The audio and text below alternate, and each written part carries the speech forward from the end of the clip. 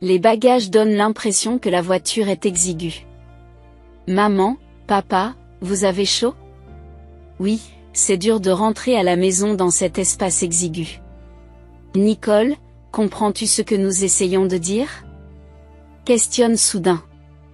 J'étais troublée. Qu'est-ce que tu veux dire, vous ne comprenez pas ce que nous disons? Tu devrais être reconnaissante d'avoir la chance de rentrer chez toi à pied pendant 5 heures. C'est bon pour votre santé, et vous devriez être reconnaissant d'une telle opportunité. J'ai finalement atteint ma limite. Très bien, je vais descendre de la voiture. Marcher est assez facile. En fait, je peux déjà voir notre maison. En les voyant rire de ce que je disais, j'avais un plan précis. J'avais hâte de me venger de tout ce que j'avais enduré jusqu'à présent. Moi, Nicole Hanson, je suis une femme au foyer de 27 ans, mariée depuis 1 an et demi.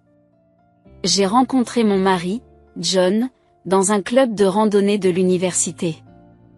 Nous sommes tous deux actifs et partons souvent en excursion le week-end.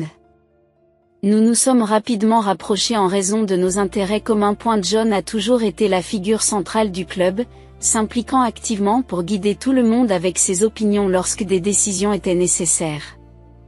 Depuis que nous sommes devenus amants, John a toujours été le leader de notre relation. Je veux manger chinois ce week-end. Cela fait un moment. Ce n'est pas possible. Nous partons en randonnée ce week-end. Nicole, préparez le déjeuner pour 2. C'est gênant quand on demande soudain un panier repas. Essaies-tu vraiment de te disputer avec moi? C'est donc John qui fixait toujours nos projets et c'est lui qui prenait la décision finale. Cependant, je ne suis pas du genre à m'affirmer et je trouvais plus facile de suivre ses décisions. Avec le recul, ce comportement n'a fait qu'encourager son égoïsme. J'ai décidé d'épouser John parce que, même s'il montrait parfois un côté égoïste, il semblait fondamentalement fiable. Cependant, lorsque nous avons commencé à envisager sérieusement le mariage, John a fait un commentaire inattendu. Nicole, tu quitteras ton travail quand nous nous marierons, n'est-ce pas?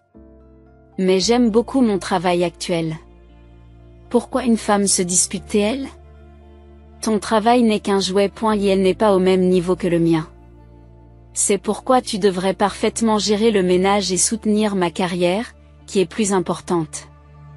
Pour John, ma carrière semblait insignifiante par rapport à son style de vie et à sa carrière. Ses décisions étaient toujours définitives. J'y ai réfléchi, mais au fil des jours, j'ai finalement décidé de quitter mon emploi et de devenir femme au foyer. Malgré cela, je ne comprenais pas pourquoi John voulait que je me concentre uniquement sur le ménage, alors qu'un équilibre entre les deux rendrait la vie plus facile. Ses véritables intentions ne sont devenues claires qu'après notre mariage. Lorsque nous avons rendu visite à ses parents pour annoncer nos fiançailles, j'ai dû faire face à la réalité. Maman, voici ma future femme, Nicole. Elle va quitter son travail et entrer dans le foyer. J'espère vraiment qu'elle ne dépendra pas trop de mon portefeuille. Ses capacités sont faibles, mais je vous prie d'approuver notre mariage. Même si c'est John qui a suggéré que je devienne une femme au foyer, ces mots étaient durs. John estime qu'il remplit son rôle de mari fiable en me rendant financièrement dépendante. Pour lui, je n'étais qu'un moyen de se valoriser. Et elle semble que c'est devant sa mère qu'il voulait le plus le montrer. Cela le mettait mal à l'aise d'être rabaissé devant les autres, y compris sa mère. Mais si je parlais, il se mettait en colère, alors je continuais à endurer. Tu ne pourrais pas épouser une femme plus séduisante? Nicole est modeste et d'apparence ordinaire. Et comme elle ne travaille pas, il semble qu'elle n'ait pas de compétences particulières. C'est comme soutenir un enfant avec l'apparence d'un adulte. Vous êtes vraiment gentil d'épouser une telle femme. Sa mère semblait très satisfaite de cette situation. Pour elle, John était un homme fort et fiable qui me protégeait. John m'accusait souvent d'être une économe et se vantait ouvertement de sa dignité de chef de famille. Malgré cela, moi qui étais tombée amoureuse, j'ai toléré son comportement. Je pensais qu'il était de mon devoir de m'occuper de John. Plus le fardeau devenait lourd, plus mon dévouement à son égard semblait fort. John a même fini par négliger de mettre ses vêtements dans le panier à linge. À l'origine, il avait grandi dans la maison de ses parents et ne comprenait même pas les rudiments des tâches ménagères. Sans moi, il ne pouvait même pas préparer un seul plat tout seul. Étonnamment, John était fier de cette situation et il lui semblait naturel que je m'occupe de tout. Et elle pensait que le fait de gagner à l'extérieur faisait de lui le plus important, et que je devais suivre son exemple. Il n'a pas compris que tout se passerait comme il l'entendait. Et même quand il y avait des embouteillages, il me le reprochait. Je ne sais même pas si nous sommes en train de conduire ou de rester debout. Pourquoi as-tu choisi un itinéraire aussi encombré? Je suis désolé, j'aurais dû vérifier plus attentivement. Avant même de m'en rendre compte, j'avais pris l'habitude de m'excuser même pour des choses qui ne relevaient pas de ma responsabilité. 6 mois après le début de notre mariage, l'été est arrivé et la chaleur croissante est devenue progressivement insupportable. Nicole, allons dans un endroit frais pour notre prochaine pause. Je l'ai déjà réservé. Déclara soudain John, ce qui me surprit. Réservation. Et mon emploi du temps? Demandai-je. Ne discute pas, une femme au foyer comme toi n'a pas de projet, a-t-il dit. Ainsi, les projets de voyage ont été facilement décidés. Et lorsque j'ai vu la facture de la carte de crédit à la fin du mois, elle était beaucoup plus élevée que d'habitude. John, la facture de ce mois-ci est inhabituelle car il s'agit d'une erreur de leur part. Dois-je contacter la société émettrice de la carte? Ai-je demandé. Qu'est-ce qui se passe? Non, c'est exact. Parce que c'est pour 6 personnes, a-t-il répondu. Sa réponse m'a laissé encore plus perplexe. 6 personnes. Pourquoi? De toute évidence, mes parents et mes sœurs font partie de la retraite d'été. Nous ne pouvons pas être les seuls à nous amuser. C'est bien d'utiliser son argent pour la piété filiale. Non, je ne voudrais pas que l'on pense que tu es une personne terrible qui lésine sur les dépenses familiales. Puisque tu ne fais rien d'habitude, faisons en sorte que ce soit significatif cette fois-ci, a-t-il dit. Bien que la piété filiale soit admirable, j'étais contrarié par l'utilisation de la carte sans consultation, et je ne supportais pas qu'on me fasse sentir que j'étais redevable. Pourquoi as-tu décidé seul d'une chose aussi importante? Me suis-je demandé. Tu n'es pas doué pour la réflexion, alors c'est moi qui planifie tout. Y a-t-il quelque chose qui ne va pas dans mes choix? Si oui, présentez vos arguments et essayez de réfuter mon opinion. John insiste, ne cédant pas alors qu'il justifie ses actes. Il était inévitable d'utiliser la dot que mes parents m'avaient donnée au moment du mariage pour régler les paiements. J'ai perdu ma tranquillité d'esprit et la tyrannie de John s'est intensifiée. Il lui semblait naturel de pouvoir utiliser tout ce que je possédais, aussi bien mes biens que mon temps. John me rabaissait constamment et je ne pouvais ni me plaindre ni demander conseil. Pendant ce temps, le jour de notre voyage vers la retraite d'été est arrivé. Notre famille avait mis à notre disposition une grande voiture et nous nous sommes rendus à destination avec 6 adultes. C'était ma 3e rencontre avec les lois Maya. Je ne l'avais pas remarqué auparavant lors d'occasions formelles, mais il semblait que ma belle-mère avait l'habitude de s'occuper de tous les besoins quotidiens de mon beau Dash père. Et elle n'ouvrait même pas une bouteille d'eau lui-même, se reposant entièrement sur elle, et il n'exprimait jamais de gratitude. Et ma belle-sœur semblait un peu irritée par ce comportement, mais son mari participait activement aux tâches ménagères et s'inquiétait toujours de savoir si elle était fatiguée. Il est remarquable que de tels hommes existent. Alors que je me sentais mal à l'aise face à la façon dont ma belle-mère se réjouissait de s'occuper des autres, cela semblait être la norme dans la famille de John.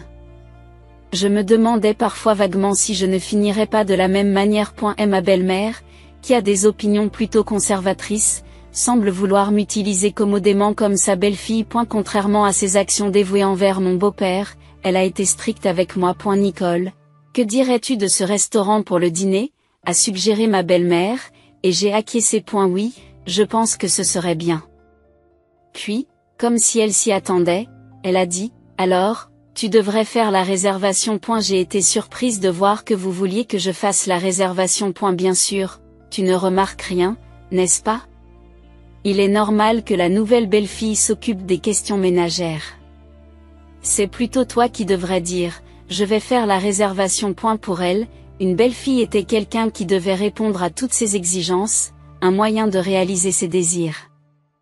En voyant comment elle choyait mon beau-père, elle attendait probablement la même chose de moi. En effet, le fait de m'occuper de mes beaux-parents s'est ajouté à mes responsabilités, ce qui les a rendues encore plus pesantes. Comme John, la pression silencieuse était intense et je n'avais pas le droit de m'y opposer.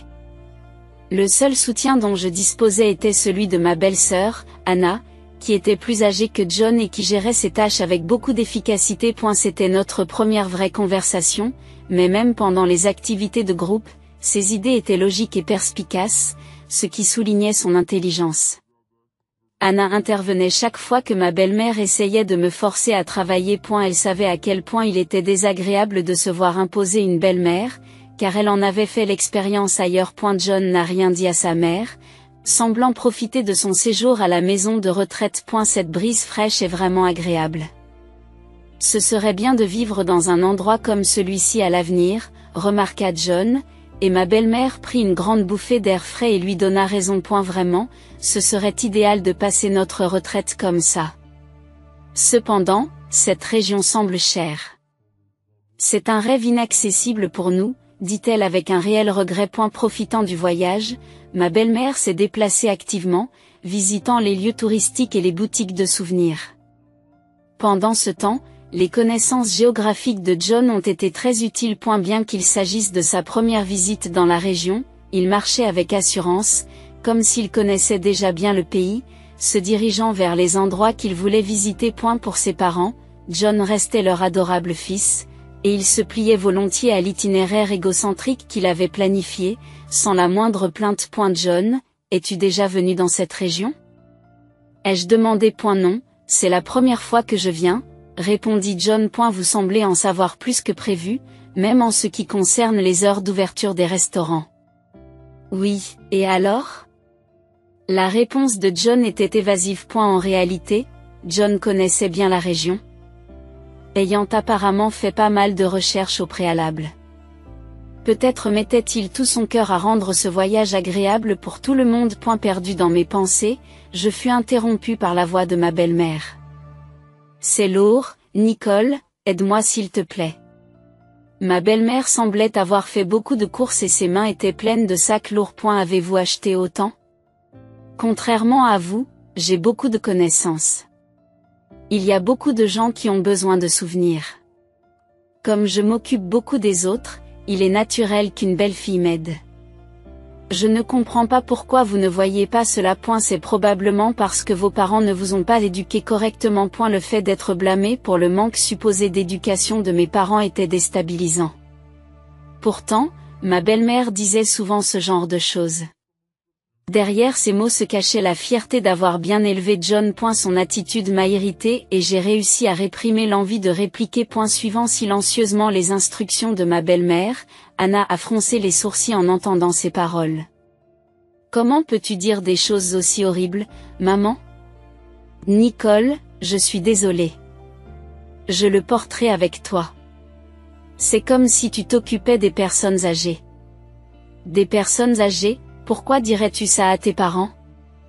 Je ne peux pas me libérer l'esprit si je ne le dis pas. Si c'est frustrant, soyez indépendants et ne comptez pas sur nous. Le stress de devoir s'occuper non seulement de John mais aussi de mes beaux-parents était palpable, mais avec le soutien d'Anna et la nouveauté de ce nouvel environnement, je me suis souvenu de ma romance passée. Le leadership de John était rassurant dans de telles situations. Lorsque nous avons été prêts à rentrer chez nous, la voiture était remplie de souvenirs et d'objets mémorables, dont la plupart avaient été choisis par ma belle-mère. Elle ne se contentait pas d'acheter des souvenirs, elle achetait des articles de tous les jours en gros. Affirmant que cet endroit n'était pas cher. Les bagages rendaient la voiture exiguë. Papa, maman, vous avez chaud? Oui, c'est dur de rentrer chez soi dans cet espace exigu. Nicole, comprends-tu ce que nous essayons de dire? Soudain interrogé, j'étais troublée. Qu'est-ce que tu veux dire? Vous ne comprenez pas ce que nous disons, tu devrais rentrer chez toi à pied pendant 5 heures. Qu'est-ce que tu veux dire? Rentrer à pied est impossible. Notre maison est située à un endroit où l'on ne peut pas rentrer sans emprunter l'autoroute depuis l'endroit où nous sommes. Rentrer à pied serait une blague. Bien que nous puissions normalement envoyer les bagages par service de messagerie, ils ont hésité parce qu'ils étaient réticents à payer les frais d'expédition. Utiliser un service de messagerie est un luxe, n'est-ce pas? Cela annule l'intérêt de venir en voiture. Par rapport à cela, vous faire marcher est gratuit. C'est bon pour la santé, et vous devriez être reconnaissant d'une telle chance. Normalement, on me demandait de ne pas répliquer, mais cette fois-ci, j'ai eu le réflexe de m'opposer. En réponse, John et ma belle-mère ont froncé les sourcils. Qu'est-ce qui est le plus important à vos yeux, votre corps ou tous ces souvenirs? Vous avez de l'expérience en matière de randonnée, la marche devrait donc être votre point fort. Ce serait bien de profiter de la nature sur le chemin du retour. En entendant cela, j'ai finalement atteint mon point de rupture. J'avais beaucoup enduré jusqu'à présent, mais il y avait des choses que je pouvais et ne pouvais pas faire. Il semble qu'ils n'aient pas compris cette limite et qu'ils aient cru pouvoir me dire n'importe quoi. D'accord, alors je descends de la voiture. Marcher est une tâche facile pour moi. En fait, je peux déjà voir notre maison. John et sa mère ont éclaté de rire à mes paroles, et j'ai entendu la voix de sa mère dire « De quoi parles-tu? Tu dis des choses qui n'ont aucun sens. As-tu perdu la tête ?» m'ont-ils demandé, et j'ai répondu par un petit rire. En fait, il y a un groupe de maisons de villégiature à quelques pas d'ici, et l'une des villas qui s'y trouve est la mienne. J'y serai bientôt, et je n'ai pas besoin de retourner dans la maison d'origine. Je suis tout à fait satisfait de cet endroit. Mon majordome viendra bientôt me chercher. Vraiment, dirent John et sa mère, ébranlés. Ce que j'ai dit est vrai.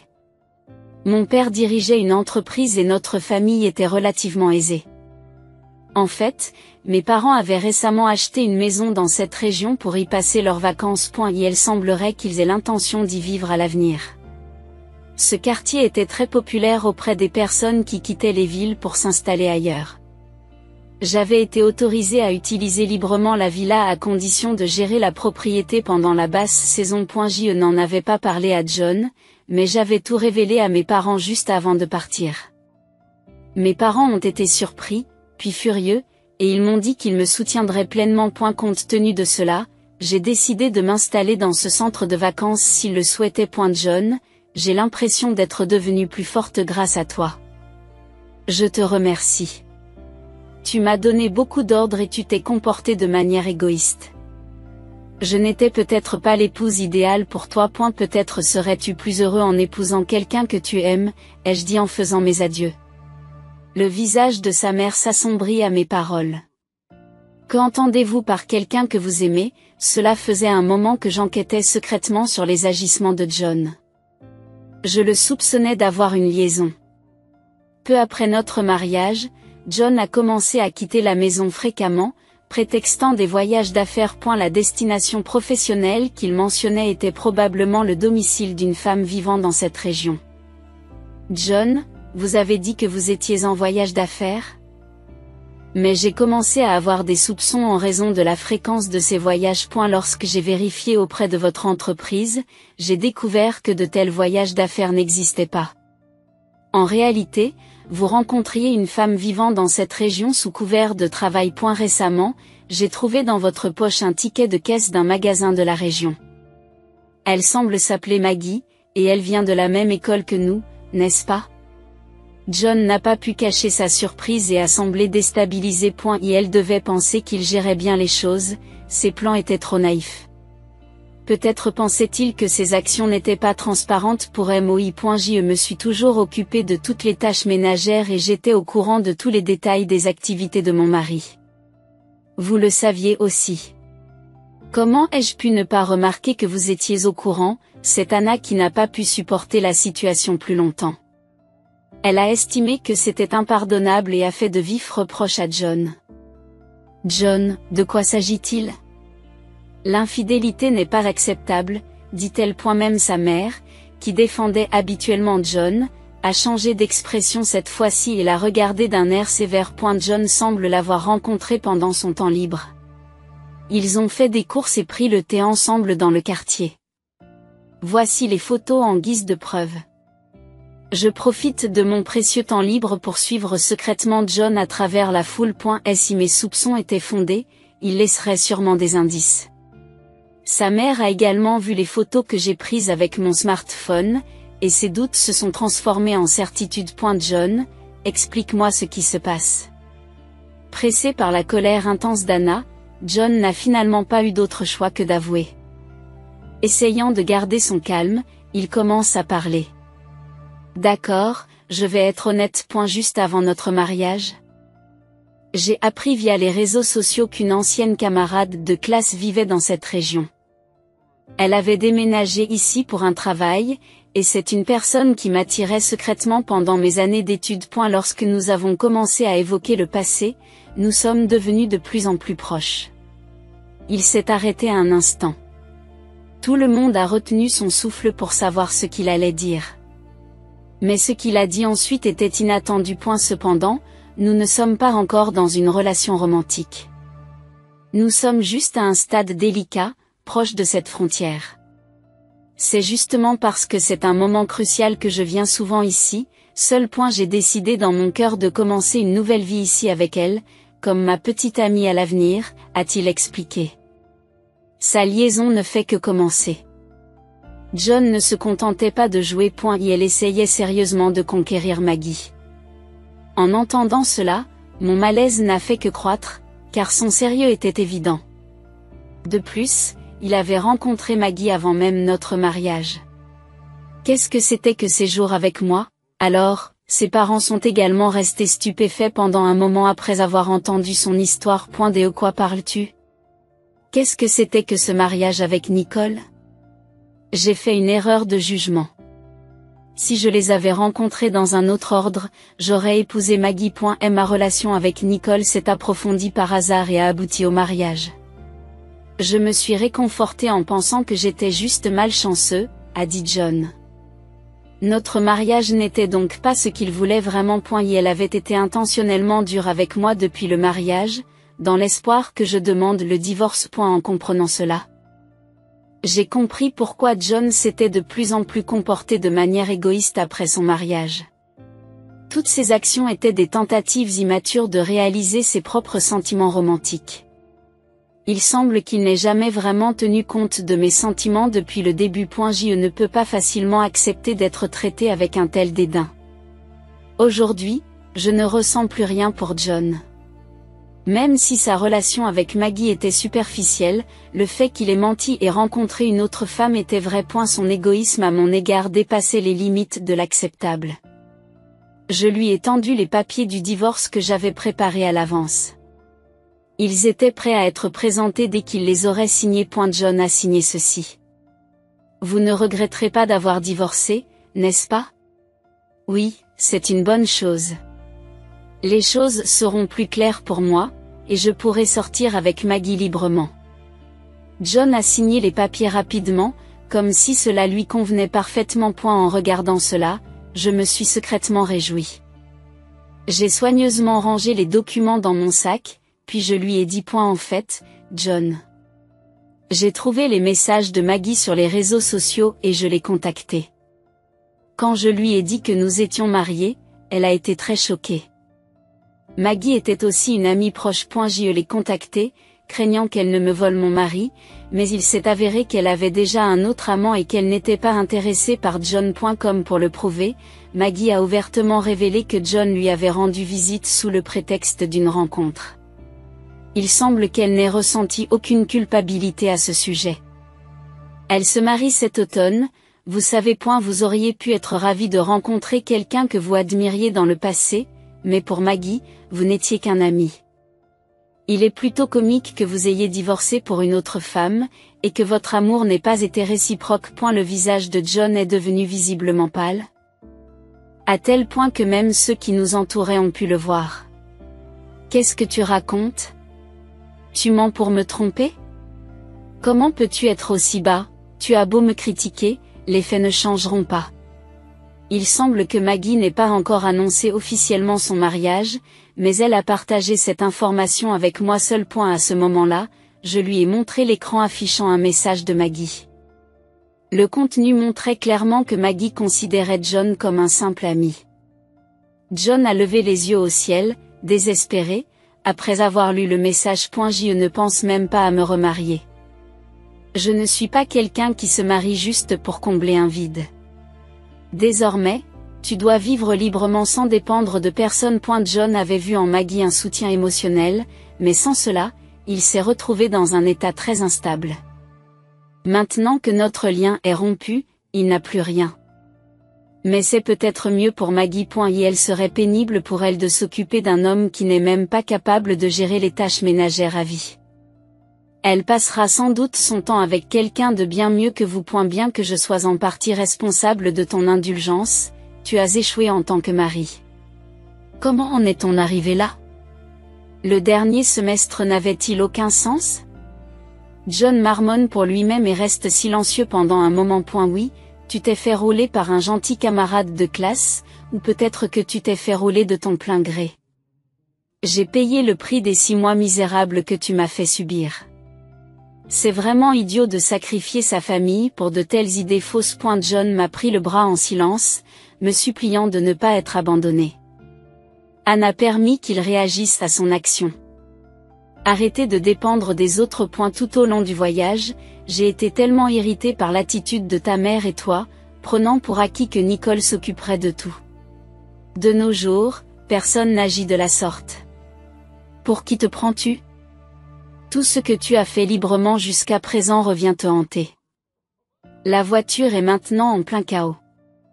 Le père et le beau-frère de John, très calmes, n'ont rien dit, se contentant d'observer la situation en silence. A eu vu de votre comportement pendant le voyage, il est facile d'imaginer à quel point la vie quotidienne doit être difficile.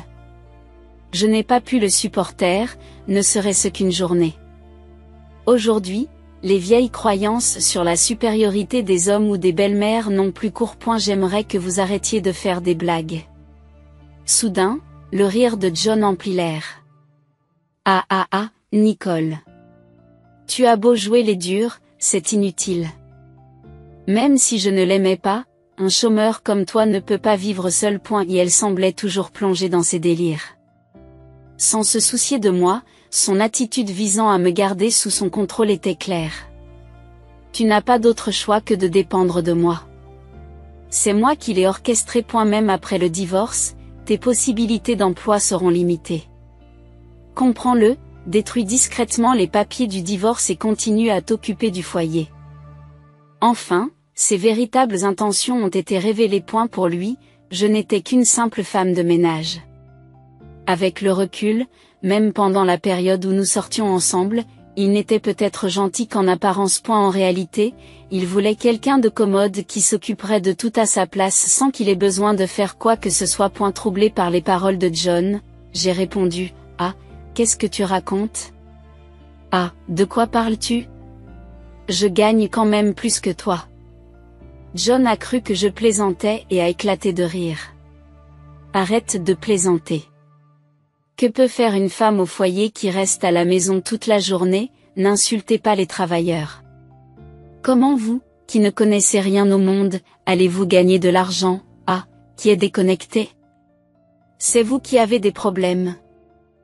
Vous qui êtes incapable de gérer les tâches ménagères de base et qui prenez même des congés pour rencontrer des femmes. D'accord, regarde ça. J'ai sorti mon smartphone et lui ai montré l'écran. Il s'agissait d'une application de banque en ligne, qui montrait un dépôt de 5 cents effectué au cours de notre voyage de 2 jours, avec des notifications d'autres dépôts au cours des derniers jours. J'ai commencé à vendre mon artisanat comme passe-temps après que tu m'aies pris mon travail. John a semblé complètement déconcerté, comme si c'était totalement inattendu. Ce n'était pas une surprise. Je n'avais jamais parlé de cette activité à John. À eu début de notre mariage, après avoir trouvé mon matériel artisanal abandonné dans la pièce, John m'avait grondé en me demandant à quoi je jouais. À l'origine, j'avais commencé à faire de l'artisanat pour contribuer aux dépenses du ménage, mais après avoir vu la réaction de John, j'ai évité le sujet et j'ai gardé mes revenus secrets. En fait, mes pièces récentes se vendent bien et à des prix élevés, quotidiennement. J'envisage sérieusement de créer une entreprise prochainement. Honnêtement, le fait de divorcer n'a que des avantages pour moi. Je peux me concentrer sur la création de mes produits et ne plus avoir à m'occuper de toi. John était visiblement choqué et a marmonné créer une entreprise en se figeant. Je comprends que la création d'une entreprise demande des efforts considérables, mais maintenant que je me sens capable de gagner ma propre vie, je suis prêt à relever ce défi. Contrairement à vous, qui ne faites que passer le temps dans l'entreprise, je vais tracer ma propre voie. Anna a acquiescé à ma déclaration. John a alors affaissé les épaules en signe de déception. J'ai l'impression que le temps que j'ai passé à me faire manipuler par toi est du temps perdu. Désormais, vis dans un monde qui te convient. Tu n'es pas doué pour affronter la réalité. Alors je te laisse tranquille. Mais ne t'immisce plus jamais dans ma vie. Anna est également d'accord avec moi. C'est une idée brillante.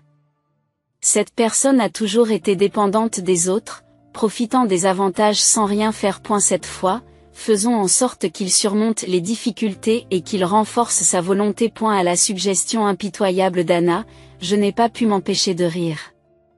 C'est vrai, c'est vrai.